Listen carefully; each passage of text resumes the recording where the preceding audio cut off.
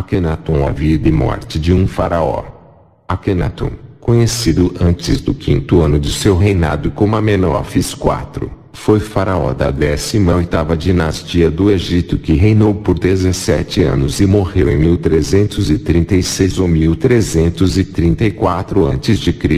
Ele é lembrado por abandonar o tradicional politeísmo egípcio e introduzir uma adoração centrada em Atum, que é às vezes descrita como monoteísta ou enoteísta.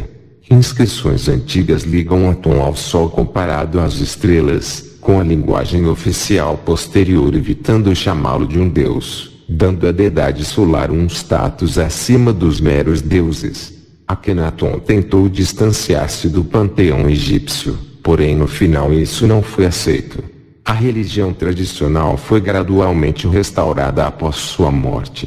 Compreender a essência de Akenaton significa tornar evidente um tipo de homem que possui a verdadeira visão do universo, não importando quais sejam as circunstâncias sociais e políticas, porque ele abre o coração para uma lux maior, que conduz à ação iniciática, através da grande experiência espiritual. Ao descobrir Akenaton, percebe-se a pureza de seu ideal e a grandeza de seu coração, ensinando que os segredos da divindade estão escritos na própria natureza.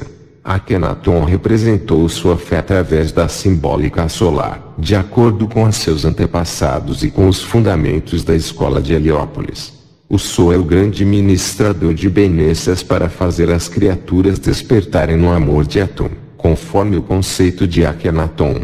Alguns anos depois, os posteriores faraós da 18ª dinastia, que não tinham direitos claros à sucessão, desacreditaram Akenaton e seus sucessores imediatos, referindo-se a ele como inimigo em registros históricos. Ele se perdeu da história até que Teuel-Amarna, local de sua cidade, foi descoberta no século XIX. Escavações iniciais em Teuel-Amarna iniciaram um interesse no faraó, cuja tumba foi desenterrada em 1907. O interesse sobre Akenaton aumentou depois da descoberta da tumba do faraó Tutancâmon no Vale dos Reis, que se provou ser filho de Akenaton em um teste de DNA realizado em 2010. Acredita-se que uma múmia encontrada em KV-55 em 1907 seja dele. Entretanto, se tem certeza que essa múmia e Tutancâmon são relacionados.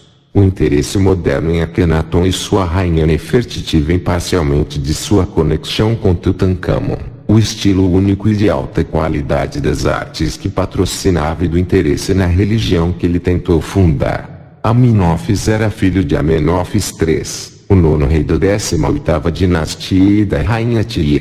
Cresceu no palácio de Malacata, localizado a sul da cidade de Tebas. Durante o reinado do seu pai, o Egito viveu uma era de paz, prosperidade e esplendor artístico. Não se sabe muito sobre a sua infância, dado que não era hábito entre os antigos egípcios documentar a vida das crianças da família real. Teve provavelmente como preceptor Amenófis e, ao que parece, enquanto jovem era fisicamente débil, não lhe agradando as atividades relacionadas com a caça e o manejo de armas. Amenófis não estava destinado a ser rei do Antigo Egito. Este lugar seria ocupado pelo seu irmão mais velho, o príncipe Tutmés, que era filho de Amenófis III com Gilushipa, uma esposa secundária filha do rei de Mitanni. Porém, Tutmés morreu antes do ano 30 do reinado do pai e Amenófis ascendeu à categoria de filho maior do rei, ou seja, herdeiro do trono. As análises de DNA das múmias egípcias confirmam Akenaton como filho de Amenófis III e pai de Tutancâmon, resgatando seu importante papel na história do Antigo Egito.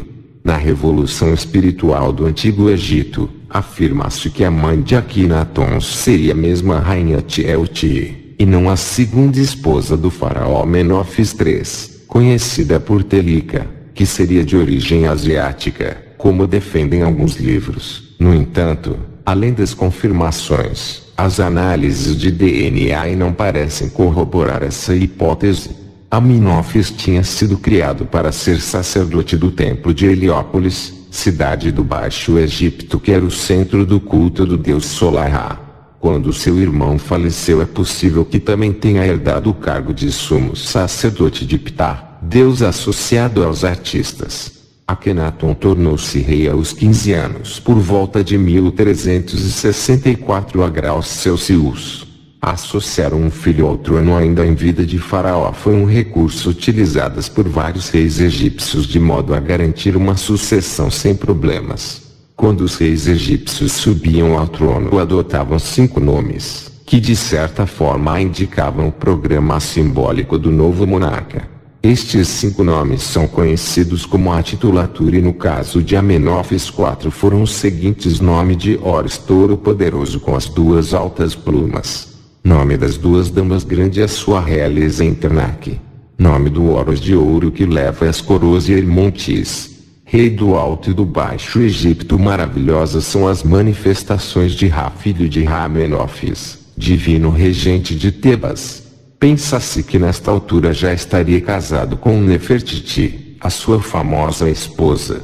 Durante muito tempo defendeu-se que Nefertiti teria uma origem estrangeira, devido ao fato do seu nome significar a bela chegou, mas atualmente a maioria dos investigadores considera que ela seria egípcia, talvez natural da cidade de Akhmin. A união entre ambos parece ter sido imposta pela mãe, que seria a tia de Nefertiti. No entanto, entre os dois desenvolveu-se um grande afeto e Nefertiti alcançou um protagonismo político sem antecedentes entre as esposas reais.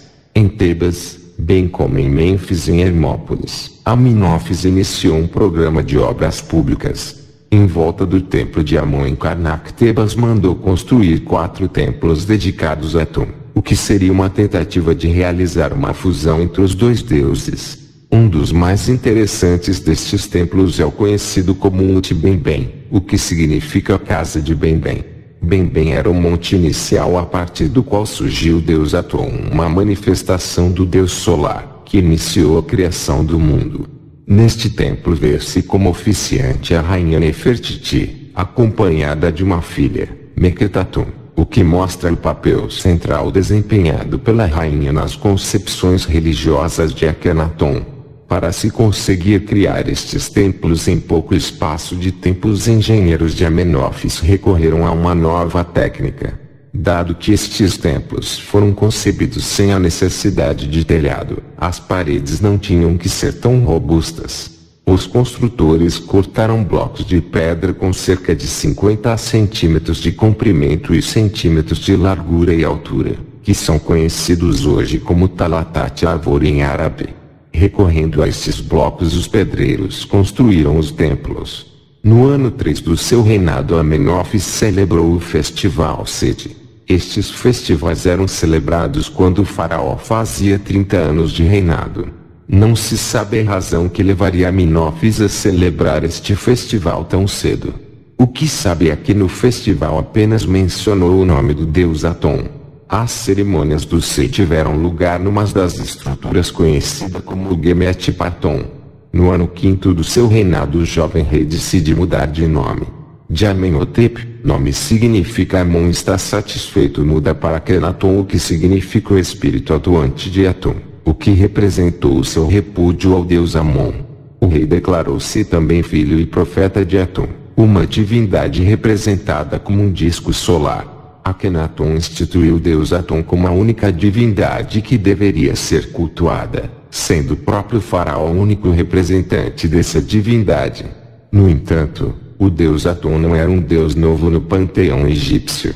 Atum era considerado pelos egípcios como manifestação visível do deus Ra, que já era mencionado nos textos das pirâmides, que são textos religiosos mais antigos do Egito. O que há de novo na religião introduzida por Akhenaton é o lugar central de Atum, remetendo outros deuses ao desaparecimento ou a uma posição secundária. Dessa forma, Akhenaton pode ser considerado o criador da ideia do monoteísmo. Não se sabe qual teriam sido as motivações de Akhenaton para tomar esta atitude. Aponta-se o poderio do clero de Amon, que possuía terras na Ásia e na Núbia, como pedreiras, minas e rebanhos. Todos estes bens seriam transferidos por Akhenaton para o templo de Aton, que mandou construir numa nova cidade, Teuel-Amarna. No ano decide abandonar Tebas para fundar uma nova cidade dedicada a Aton. Aton não tinha ainda um local de culto próprio e Akhenaton decide-se por criar um. O local escolhido situa-se entre Mênfis e Tebas, na margem direita do Nilo, e recebeu o nome de Akhenaton Teuel-Amarna, no horizonte de Aton. Atualmente as ruínas deste local são conhecidas como Amarna, o nome da aldeia egípcia próxima. Os terrenos em redor da cidade eram favoráveis à prática agrícola e à criação, assegurando o abastecimento dos seus futuros habitantes. A cidade foi construída em 4 anos. Parte da população que se fixou na nova capital seria oriunda de Tebas, sendo composta pelos agricultores, militares, escribas e artífices que acompanharam o rei no seu projeto. Julga-se que Akhenaton teve uma população de cerca de 20.000 habitantes. O urbanismo da cidade caracterizava-se pela simplicidade, com grandes avenidas.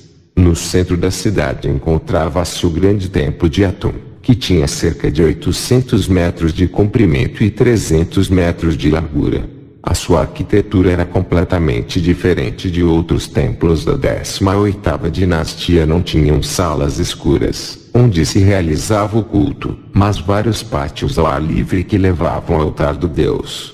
Sendo dedicado a uma divindade solar, não fazia sentido a escuridão das salas. Uma estrutura ao ar livre permitia a presença dos raios de Aton. O Palácio Real tinha cerca de 800 metros, erguendo-se ao longo do eixo principal da cidade, e anexo a ele o faraó possuía um templo particular. Templo para suas meditações e orações, que era chamado Castelo de Aton. Ali eram realizados os rituais privados do rei para fazer levantar o sol da justiça de todas as manhãs. Era uma cerimônia em que o faraó procurava manter a mente limpa e em paz no novo dia que nascia. Só através da influência benéfica dos planos superiores ele poderia julgar e decidir o rumo do Egito com sabedoria e justiça. Ao norte deste palácio encontrou-se aquilo que seria uma espécie de jardim zoológico. Os altos funcionários possuíam grandes quintas, com os seus jardins. Uma avenida cortava a cidade de norte a sul. Essa grande avenida tinha mais de 38 metros de largura. Talvez tenha sido a maior rua do mundo antigo. O objetivo daquela extensa largura era promover desfiles de carruagens da família real e ser um grande largo para as festividades populares ao deus Aton. A cidade completa, incluindo suas demais ruas internas, dispersava-se para todos os lados em 27 quilômetros, abrangendo os subúrbios de ambas as extremidades. Ali foram construídos templos e moradias para a classe média, composta de arquitetos, artesãos e escribas. Além do bairro norte, construiu-se uma aldeia para obrigar os trabalhadores mais modestos, que trabalhavam as pedras e fabricavam os tijolos de barro para as construções. Akhenaton teve 6 filhas com Nefertiti, com uma rainha secundária, chamada Akia. Akhenaton teve um menino chamado Tutankhaton, a imagem viva de Aton, que se tornou príncipe e herdeiro do trono do Egito. Akhenaton deixou-se absorver pela sua devoção a Aton, ou talvez pela sua personalidade artista e pacifista, descuidando os aspectos práticos da administração do Egito. Perante este desinteresse, aí o general Oreb, 2 personalidades que mais tarde se tornariam faraós, desempenharam um importante papel no governo.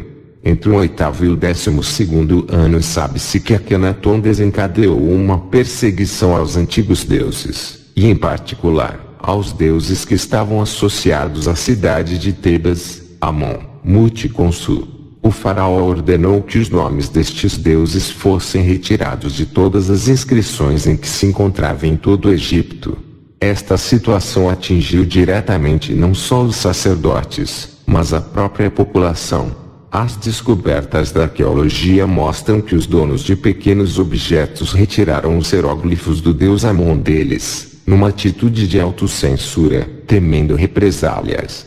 Entretanto, em registros arqueológicos de funcionários do faraó, por exemplo, Podem-se encontrar, por vezes, utensílios relacionados a antigas divindades politeístas e até mesmo nomes de pessoas que faziam menção aos antigos deuses. Isso pode ser um indício de que, mesmo sob a reforma monoteísta Akhenaton, havia certa tolerância religiosa.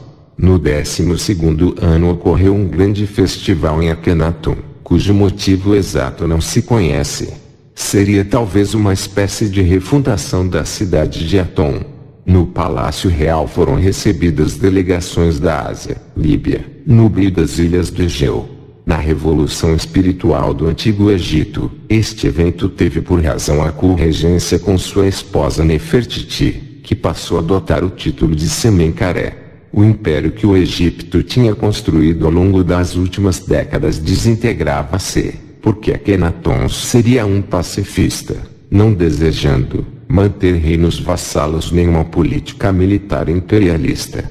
No Médio Oriente e o Egito tinha os seus aliados e parece que o faraó não atendeu aos seus pedidos de ajuda, face à ameaça hitita. Este povo acabará por conquistar o Médio Oriente, tomando os portos da Fenícia. Os mitânios, aliados do Egito, são varridos do mapa. Povos beduínos invadem a Palestina e conquistam Jerusalém e Megido. Ao sul, o Egito perde o controle sobre as minas de ouro da Núbia fundamentais para o comércio egípcio. O reinado de Akhenaton assistiu à emergência da chamada arte amaniana, que se caracteriza por um lado pelo naturalismo e pela convivência familiar do faraó e por outro lado, por uma representação mais realista das personagens que por vezes atinge o ponto da caricatura. A arte oficial apresenta o rei com uma fisionomia andrógina, com um crânio alongado, lábios grossos, ancas largas e ventre proeminente. Acreditava-se que Akhenaton era portador de algum tipo de deficiência ou portador de alguma doença genética rara que transmitiam aos seus descendentes, como a síndrome de Marfan ou a síndrome de FRO com Tremaliche. Se este fosse o caso, Nefertiti e os altos dignitários também sofreriam de alguma destas doenças, visto que surgem representados da mesma forma, o que em parte parece descartar esta hipótese. Contudo, essa hipótese foi posta ao chão com estudos detalhados desenvolvidos por análise de DNA, que excluiu a possibilidade dos rostos alongados e aparência feminilizadas serem devidos a uma enfermidade congênita na arte do período de Amarna, e entende que a sua aparência andrógena é uma característica estilística. Para alguns autores, esta iconografia seria uma manifestação artística que visava romper com os cânones do passado, tal como Akhenaton fizera no domínio religioso, e afirmar a singularidade da família real. Atribui-se a Akhenaton igualmente talentos na poesia. O faraó teria sido autor do famoso hino Aton, que apresenta semelhanças com o Salmo 104 da Bíblia. Akhenaton reinou por mais ou menos 17 anos. Aproximadamente no 15º ano do seu reinado surge um misterioso co-regente chamado Semenkaré. Alguns egiptólogos acreditam que Semenkaré era a rainha Nefertiti, que assumiu atributos de faraó para tornar suave a transição de governo para o herdeiro do trono, que deveria ter por volta de 4 anos de idade. Outros acreditam que ele era, na verdade, o filho mais velho de Akhenaton, irmão de Tutankhamon, que lhe sucedeu. Seja como for, nada se sabe sobre Nefertiti após o ano 15.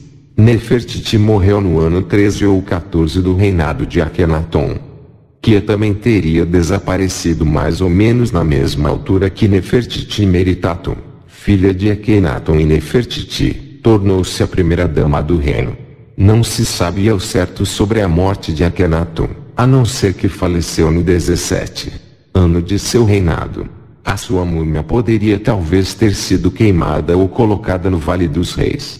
Suspeita-se que tenha sido assassinado a mando dos sacerdotes, prejudicados por sua administração austera. Akhenaton e a religião da luz.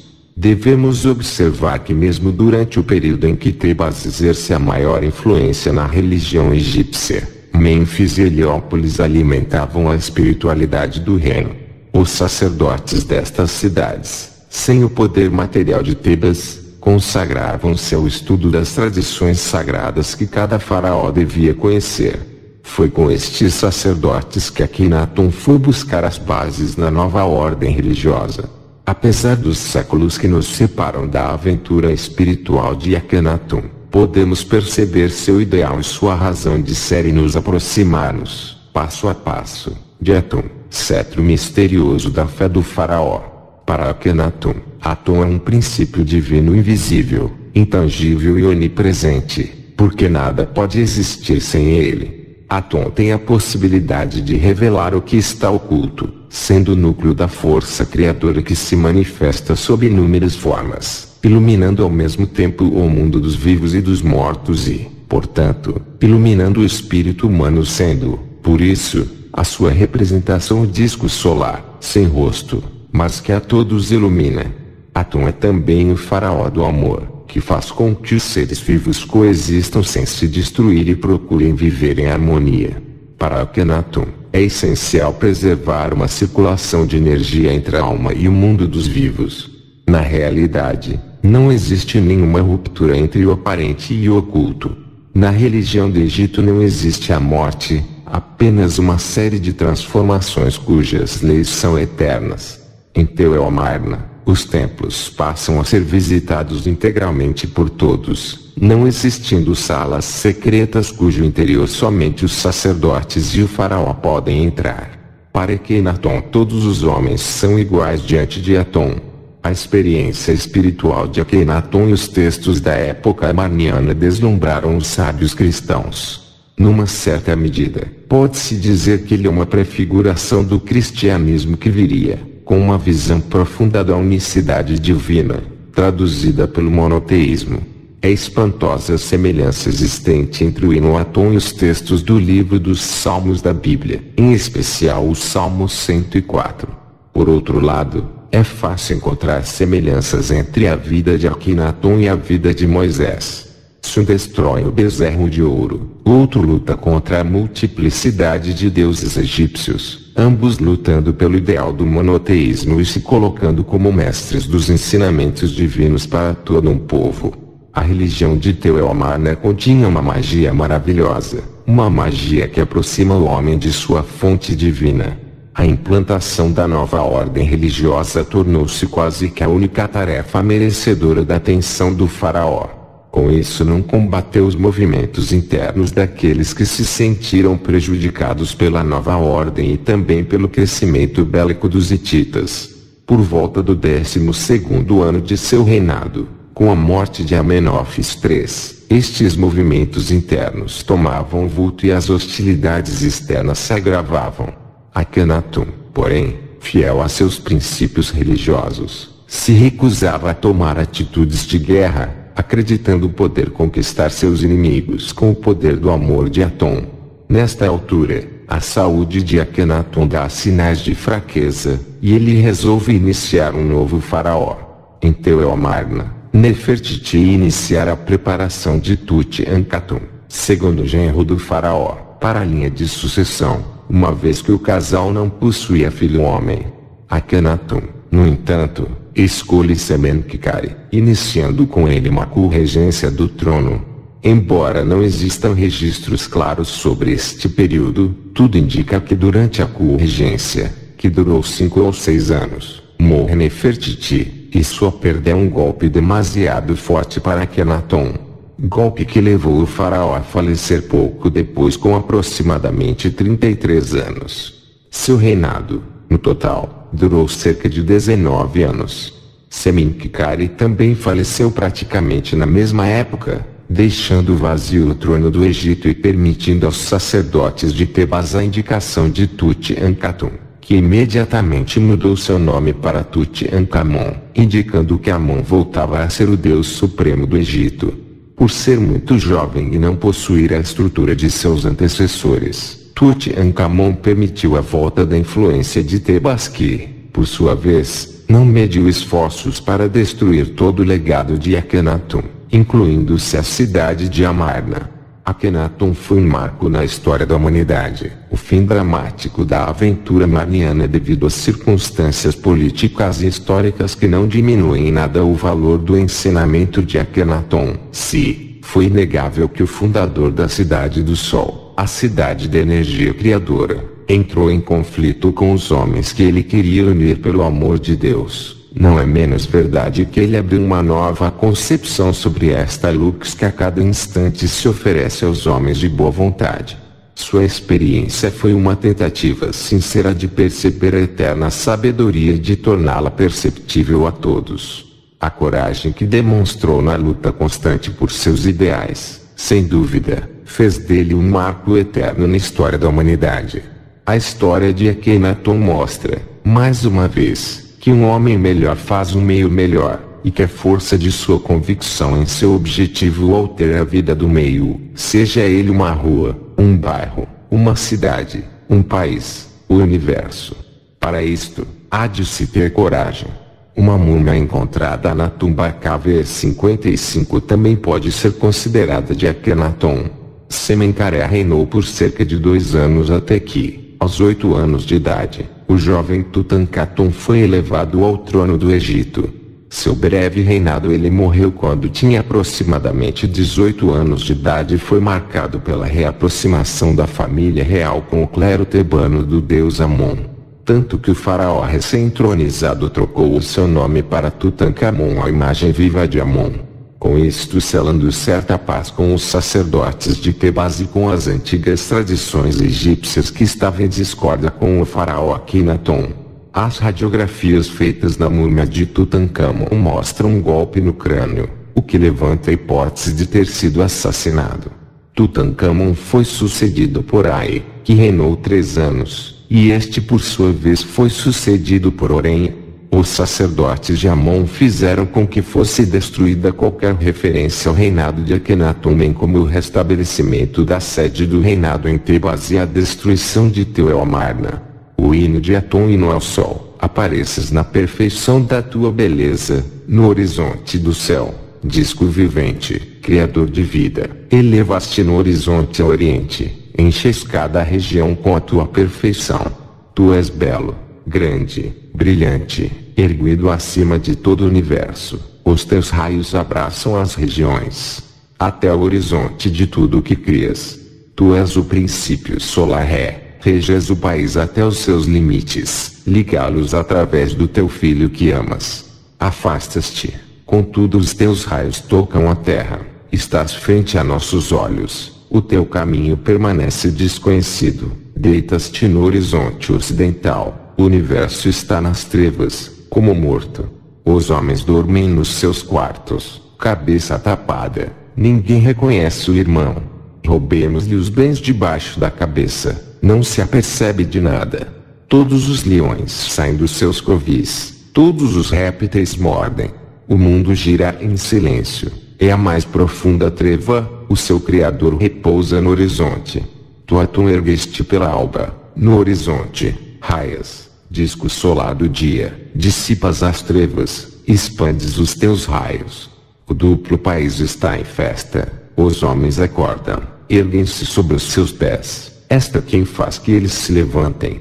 Os corpos purificados vestem-se, os braços desenham gestos de adoração ao teu acordar. O universo inteiro põe-se ao trabalho, cada rebanho satisfeito com a sua pastagem, árvores e ervas verdejam, os pássaros, que voam de asas abertas para fora dos ninhos, executam atos de adoração ao teu poder vital. Todos os animais saltitam sobre as patas. Todos os que voam, todos os que movem, vivem a teu acordar. As barcas dão a vela, subindo e descendo a corrente. Cada dia está aberto, tu apareces.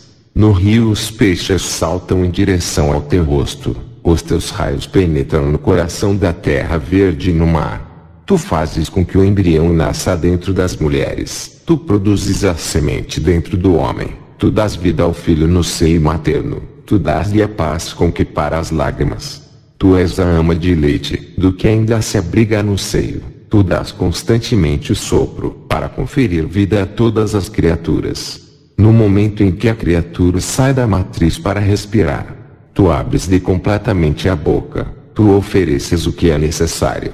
O pequeno pássaro está novo, pipila na sua casca, no interior tu dás-lhe o sopro, tu dás-lhe vida.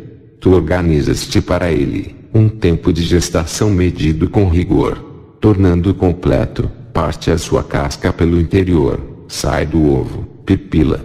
No momento estabelecido, sai andando sobre as patas. Como são numerosos os elementos da criação, escondidos a nossos olhos, Deus único sem igual. Tu crias universos segundo o teu coração consciência, quando estavas sozinho. Homens, rebanhos, animais selvagens, tudo o que vive sobre a terra, deslocando-se abre os próprios pés, tudo o que está nas alturas e voa, asas estendidas. Os países da Síria e do Sudão, o país do Egito, tu colocas cada homem na sua função, tu outorgas-lhe o que lhe convém. As línguas são múltiplas na sua forma de se exprimirem, os seus caracteres são diferentes, a cor da pele é distinta, tu diferenciaste os povos estrangeiros, tu criaste o Nilo no mundo inferior, tu falas surgir segundo a tua consciência, para dar vida aos homens do Egito, da mesma forma que o fizeste para ti mesmo. Tu és o seu Senhor, tu preocupaste com eles, Senhor de todas as regiões.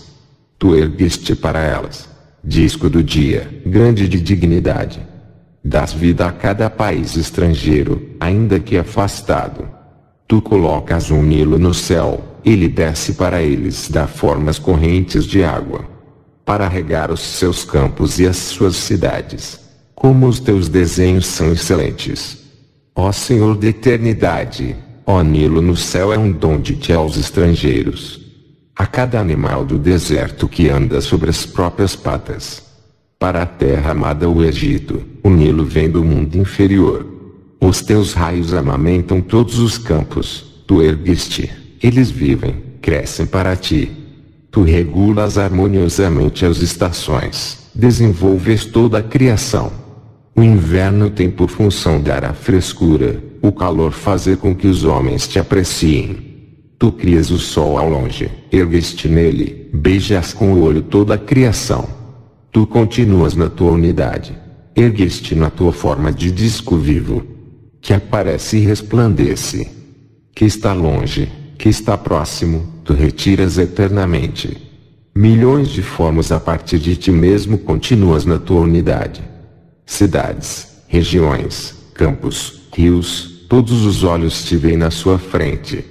Tu és um disco do dia sobre o universo. Afastas-te.